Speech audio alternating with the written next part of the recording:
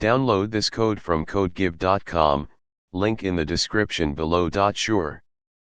In Lecture 15 of a typical machine learning course focused on kernel methods, you would likely cover the fundamentals of kernel functions, their applications, and how they are used in algorithms like support vector machines, SVM, and principal component analysis, PCA. Below is a structured tutorial that covers these topics, along with a code example. Tutorial on kernel methods. What are kernel methods? Kernel methods are a class of algorithms used for pattern analysis, and they can be particularly effective in high-dimensional spaces.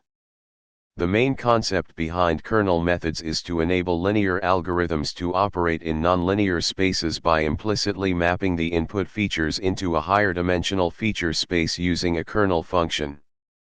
Key concepts. 1. Kernel function. A kernel function computes the dot product of two vectors in a high-dimensional space without explicitly mapping them into that space. Common kernel functions include linear kernel, \k, x_i, x_j, equals x_i caret t x_j \. Polynomial kernel, \k, x_i, x_j, equals x_i caret t x_j plus c, caret d \. Gaussian, RBF, kernel, \k, x_i, x_j, equals e caret dash frac x_i, x_j caret 2 sigma caret 2 2. Support vector machines, SVM. SVM is a powerful classification method that uses kernel functions to create a hyperplane that separates different classes in high-dimensional space. 3. Kernel PCA. This is a variant of PCA that uses kernel methods to find principal components in a nonlinear feature space. Applications of kernel methods. Classification, example SVM. Regression, example kernel ridge regression.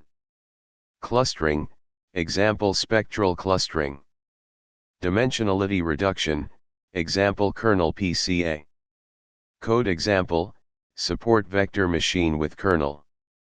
Let's implement a simple example using the support vector machine with the RBF kernel to classify data points from the popular iris dataset.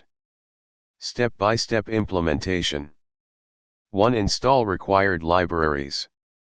Make sure you have the necessary libraries installed. If you are using Jupyter Notebook or any Python environment, you can install them using pip. 2. Load the data. We will use the iris dataset, which can be easily loaded using scikit-learn. 3. Split the data.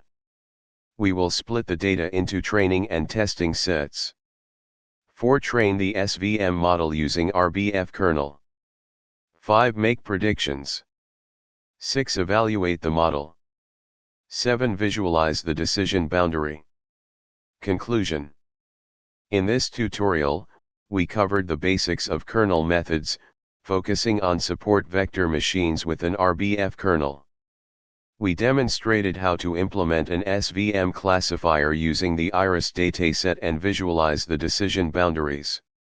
Kernel methods are powerful tools in machine learning, particularly for handling nonlinear relationships in data. Feel free to experiment with different kernels and parameters to see how they affect the model performance.